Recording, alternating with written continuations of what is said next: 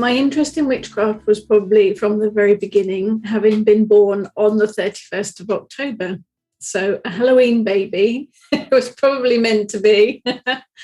So I kind of grew up, I think, with that in mind. I loved as a child dragons, fairies, witches, the moon, all of the usual stuff. So I think it was always there. But it was probably scarily just over 30 years ago now. I found a book in a charity shop, History of Witchcraft, paid 50p, read the book and thought, that's it.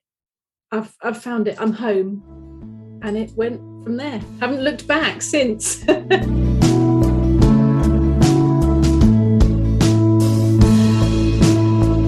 Rainbow witch or sandwich.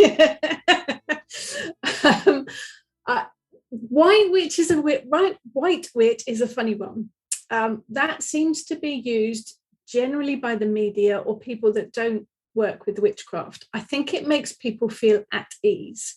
You very rarely find an actual witch refer to themselves as white, but I think it does make people feel comfortable. I'm not any colour particularly myself. If you had to put a colour to it, I'd have to say grey. Witchcraft, I think, is about balance. So it is about walking that line between the white, the black, the dark, the light. You have to understand and appreciate both sides to be able to walk that line through the middle with balance, I think. You can't be all light, you can't be all dark. You need that balance of the two. So I think there are a lot more grey witches out there than any other real colour. Green witch does tend to be one that seems to have become popular. I think it generally just refers to someone that loves nature, that works with the ecosystem environmentally, but most witches do that anyway. So I think I'm calling it for grey witches.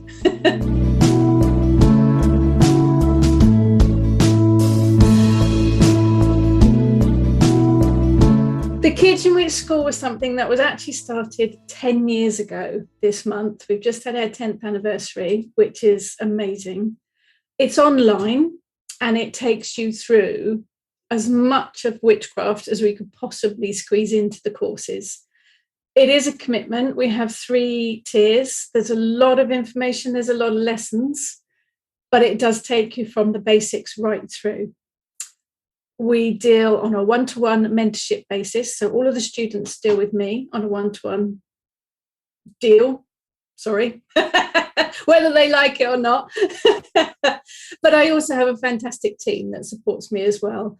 We've got a forum which has got lots of information. The forum also has extra lessons. I send out lessons via email, so it's all done on a personal basis. And it is about teaching and learning witchcraft in all of its aspects. And we have students from across the world, which I am very honoured to be walking their pathways with.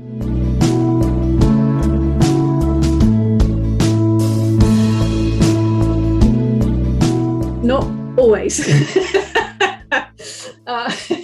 It's funny, isn't it? One of the very first questions that I ever get asked when people find out I'm a witch is, "Oh, do you work spells?"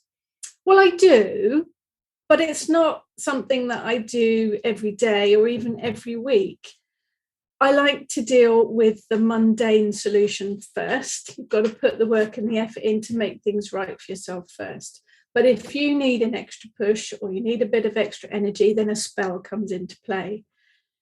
You can use all sorts of things, and it can range from the basic looking up at the moon and just asking her for what you want to a full-on ritual with all the bells and robes and whistles and everything, and of course everything in between. But it works really on intent. It helps to have other bits and pieces such as candles and herbs to back it up. But you have to have the will and the intent. If you really, really want something to happen, then the power of your spell will be pushed through. If you're really sort of not fussed about it, then it's not going to work.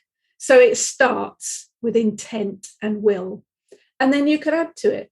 You add to it with layers, candle magic, colour magic, herbs, plants, oils. It all adds different layers that all add energy to your spell. But ultimately, it has to be your will for wanting it to happen. Another way of looking at a spell is a prayer. If you pray for something to happen, it's just a spell in word format, really. With spells, we just add extra bits to it. But ultimately, it comes from you.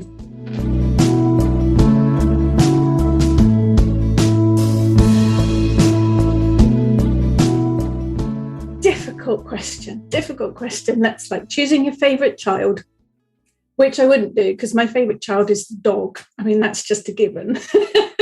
But I think probably, and I do happen to have them here. Look at that. How handy is that? I love this one. I was allowed to run with this one, which is why it's enormous. This is Moon Magic, and hopefully nearly everything you could ever want to know about moon magic. And I think every witch works with the moon. This one for me is a reference. You can dip in and out of it, and it goes from the basics to the more complicated, which is how I work, really. I like to keep things simple, and this gives you the simples plus. So that would probably be one of my favorites. And if you've got the moon, then you have to have the sun. I find I work with solar magic equally as much as I do with the moon. And this one for me is how I work with it, involving my garden, the outside, the sun in all its glory. And it's also for people who are short on patience, like myself. The moon, got to wait 28 days for it to go through its cycle. The sun, you do it in 12 hours. Much quicker, much easier. And the third one that I picked is Witchcraft into the Wild. That's me on the front. This is about working magic with no tools. There's no wands, there's no chalices, there's no cauldrons, there's not even crystals in this one. It's about working magic with the things that nature provides, which is very, very much the basis of my pathway. So those would be my choices.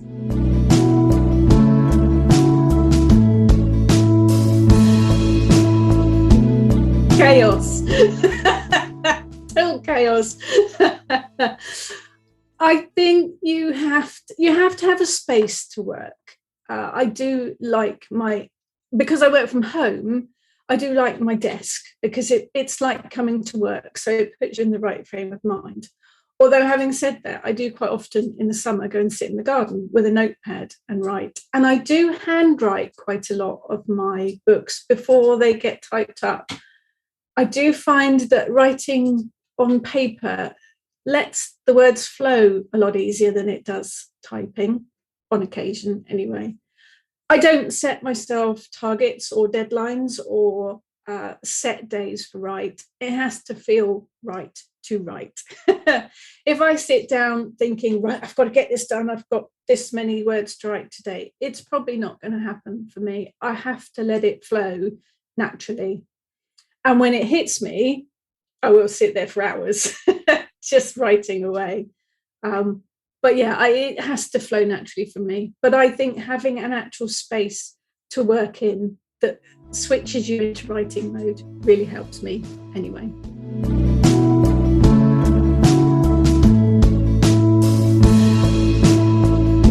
Never before breakfast.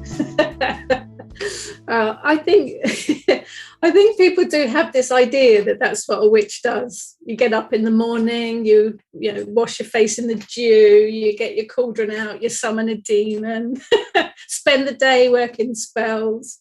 When you're a working wife and mother, that doesn't happen. There's not time for demons.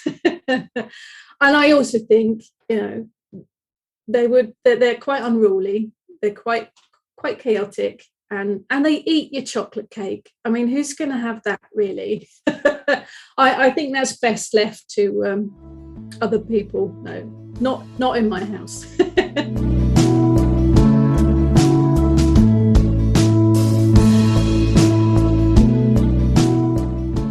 Oh, how not to upset them. Don't strike me down with lightning. It would have to be the Caliph. And I am dreadful at pronouncing her name.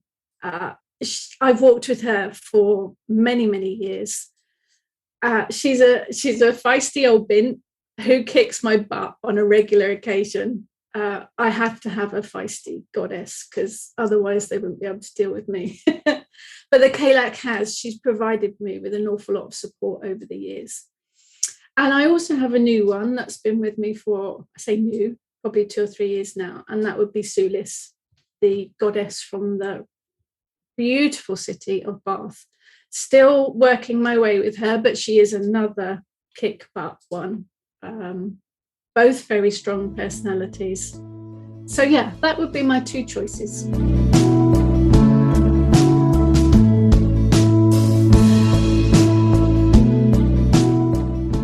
The first one is easy. It's a no-brainer, and it would be Terry Pratchett in all his glory, with his black hat and everything. I have been reading his books for probably the same amount of time that I've been a witch, really.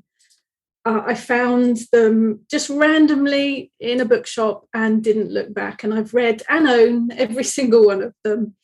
He writes with such knowledge about humans. Although he puts it in a fantasy setting, he understands how humans work and he adds humour to it. So they are my go-to. Even if I've got a pile of to-read books, which I've always got, I'll go back to his and reread them over and over again. They are my comfort reads. So definitely him. The second one would probably be Arthur Conan Doyle. I've always been a huge fan of the Sherlock books, right from when I was a child, which, with the language being as heavy as it is, probably quite surprising. But I have always loved the Sherlock Holmes books and the stories, and I still reread them now. And I think he would be a fascinating character to talk to. He's also got a connection to Portsmouth, the town that I live in. So definitely an interesting one to talk to. And the third one, probably Lewis Carroll, because the Alice in Wonderland books are my favourites again. Fantastic stories, which I reread. So, I think he would be interesting as well. So that would be my 3. Cake or cake. It's funny, I have a reputation for cake, but actually, very, very simple. My favourite would be bread pudding. It's an old-fashioned one that my mother and my grandmother made and that I still make, but that's my favourite. So whether they like it or not, they have to have bread pudding.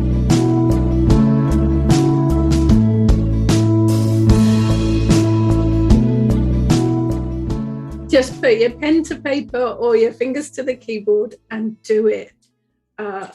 Self-doubt is a big issue, I think, for any writer. Even 23-something books into it, I still have that self-doubt. Every time I submit a manuscript or a proposal or get the book in my hands, I still have that self-doubt. So do it. Just get out there and do it. Because, why not? Why wouldn't you? If you don't write it, if you don't put it out there, you'll never know.